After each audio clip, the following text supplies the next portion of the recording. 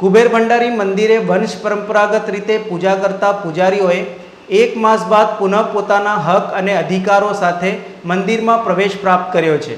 ડભોઈ તાલુકાના નર્મદા કિનારાના તીર્થક્ષેત્ર કરનાળીમાં આવેલું જગપ્રસિદ્ધ શ્રી કુબેર ભંડારી મંદિરના ટ્રસ્ટી મંડળના અંદરના મતભેદ અને મનભેદની વચ્ચે ગત 28મી માર્ચના રોજ અમાસની આગલી રાત્રે મંદિરમાં પરંપરાગત રીતે પૂજા કરતા પૂજારીઓને હાંકી કાઢવામાં આવ્યા હતા, પરંતુ આ વિવાદને એક માસના સમયગાળા બાદ પણ કોઈ સુખદ નિરાકરણ આવ્યું ન હતું।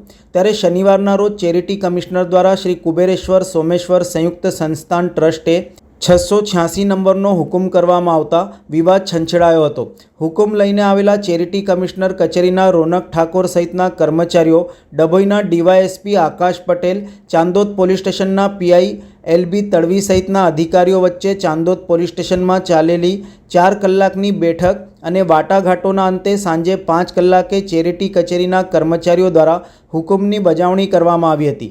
જે હુકમ આધારિત નિરંજની પંચાયતી આખાડાની દાનપેટીઓ દૂર કરીને ચેરિટી કચેરી દ્વારા અગાઉ સીલ કરાયેલી 24 જેટલી જૂની દાનપેટીઓ મંદિરમાં પરત મૂકવાની કામગીરી સાથે ગત મહિને મંદિરમાંથી દૂર કરાયેલ વંશ પરંપરાગત પૂજારીઓને પુનઃ મંદિરમાં પોતાનો હક અને અધિકારો સાથે પ્રવેશ આપવામાં આવ્યો હતો। ચેરિટી કમિશનરના હુકમને લઈને કોઈ પ્રકારની તંગદિલી ઊભી ન થાય તે માટે કરનાળી મંદિર સંકુલ પોલીસ છાવણીમાં ફેરવાયું હતું। જો કે ચેરિટી કમિશનર દ્વારા કરાયેલા હુકમમાં ક્યાં પણ સર્વે નંબર દર્શાવ્યો ન હોવાનો ટ્રસ્ટી महंत दिनेश गिरिजीए असंतोष व्यक्त કર્યો હતો। जय कुबेर जय महाकाली माँ। आज जो चैरिटी कमिश्नर साहब का जो ऑर्डर आया है उसमें बाकायदा 600 ये जो है उनका ऑर्डर है 686 नंबर का जो है ऑर्डर है, मैंने कुबेरेश्वर सोमेश्वर संयुक्त संस्थान ट्रस्ट 686 नंबर का जो ट्रस्ट है जिसका सर्वे नंबर 88 आता है, ये गांव के अंदर है, ये उसका ऑर्डर है। और ये जो मंदिर है निरंजनी पंचायती अखाड़ा कुबेर भंडारी मंदिर 675 नंबर ट्रस्ट का जो नोंदणी नंबर है ये है, इसका 7/12 नक्शे के साथ में कुबेरेश्वर वालू मंदिर वो बाकायदा लिखा हुआ है, ये आप सब लोग देख सकते हैं। और उन्होंने जो भी ऑर्डर किया है वो 686 का ऑर्डर है, वो गांव के अंदर है। फिर भी हम समझ करके चलते हैं, जो भी ऑर्डर होगा हम उसको भी मानेंगे और उनको भी ये दर्शाएंगे और आप लोगों के द्वारा ये बताना चाहेंगे समाज को भी कि 7/12 सर्वे नंबर के हिसाब से जो चलता है उसको भी ध्यान दें। ऑर्डर में कभी कभी तो कम से कम उल्लेख करें कि ये कौन सी जगह का ऑर्डर है। एक मंदिर के अगर 2-3 नाम होते हैं तो दूसरे मंदिर में जाकर के कब्जा नहीं किया जा सकता है, तो ये चीज का ध्यान आपने क्या करवाना चाहिए तो कैसे पूजा करवा देगी ना। हमने सदंतर जूठू बोले छे। अमने गत 28 तारीखे रात्रे बाउंसरो द्वारा उंचकीने बहार मूकी देवामां आवेल छे अने पछी कोई दिवस प्रवेश मंदिर परिसरमां आजे पण प्रवेश करता रोकेला छे। अमे अमारे एवुं कहेवुं पड़े कि अमारो दर्शन करवानो तो अधिकार छे अने कोई माणसे छीनवी ना शके अमारी जोडेथी, ए कहीने अमे अंदर आया छीए।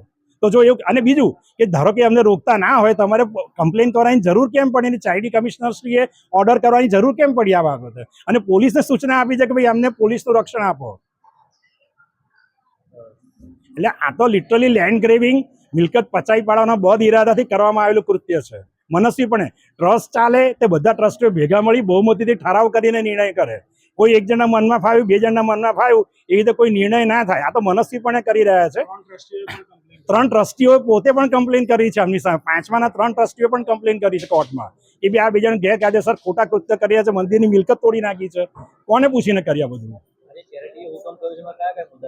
બધું જ કે એમાં લખેલું જ છે કે આ સંસ્થા જે છે આ મિલકતો જે છે એ આ સદર ટ્રસ્ટની કુબેરેશ્વર તથા સોમેશ્વર મહાદેવ સંસ્થાન ટ્રસ્ટની છે, એટલે એના બોર્ડ પાછા લગાવી દો। એની દાનપેટીઓ આ લોકો 24 દાનપેટીઓ સીલ કરેલી હતી ચેરિટી કમિશનરે, એ ઉઠાઈ ગયા છે, એ પાછી લઈ આવો। પાવતી બુકો બદલી નાખી છે, QR કોડ બદલી નાખ્યા છે, બધા પાછા કુબેર સંસ્થાનના કરી દો। અને કુબેર સંસ્થાનના પૂજારી જે વંશ પરંપરાના પૂજારી ભાગીદાર છે એમને પૂજા અર્ચના કરતા રોકાવે એવી સ્પષ્ટપણે સૂચના આપવામાં આવી છે। 25 નાકામે સંયુક્ત ચેરિટી કમિશનર વડોદરા દ્વારા જે હુકમ કરવામાં આવેલો છે એ હુકમની અમલવારી કરવા આવેલા છીએ। અમારી સાથે નિરીક્ષક શ્રી ગ્રામ્ય નિરીક્ષક શ્રી શહેર અને અમારી સાથે કર્મચારી સંયુક્ત ચેરિટી કમિશનરના અમલવારીમાં કયા કયા મુદ્દા છે, શું કાર્યવાહી એ બાબતે આપણે પછીથી વધારે ડિસ્કસ કરીએ તો સારું રહેશે। કામગીરી પૂર્ણ કરવાની છે અત્યારે હાલ એ બાબતે જાણીએ। અંદર બધા અલગ અલગ મુદ્દાઓ આપેલા છે। પેટીઓની બદલ ફેર માટે પેટીઓ કે જે અગાઉના હુકમ મુજબ પેટીઓ સીલ કરવાની કામગીરી જાહેર ટ્રસ્ટોની નોંધણી કચેરી નિરીક્ષકની રૂબરૂમાં થતી હતી.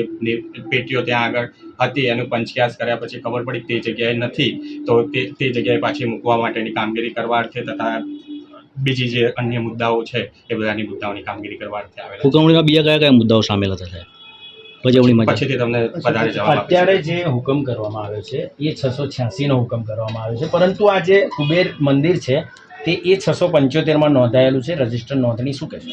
અમે જે સમયે કામગીરી કરવા અર્થે આવ્યા હતા આ જગ્યા પર આવેલા હતા, અને આ જગ્યાએ જ અમે શ્રી કુબેરેશ્વર અને સોમેશ્વર મહાદેવ સંયુક્ત સંસ્થા કરનારી એ 686ની કામગીરી કરેલી છે, પંચક્યાસ કરેલા છે અને દાનપેટી સીલ કરેલી છે, અને તે મુજબની જ કામગીરી કરવા અત્યારે આવેલા છે. 6 મહિનાથી 5 મહિનાથી કામગીરી અહીંયા આગળ જ કરતા હતા. પરંતુ 7/12 તો અત્યારે હાલ જે છે એ બાબત નિરંજની અખાડાની જમીન બોલે જુડિશિયલી એ છે. બાબતે કોઈ કોમેન્ટ ના કરી.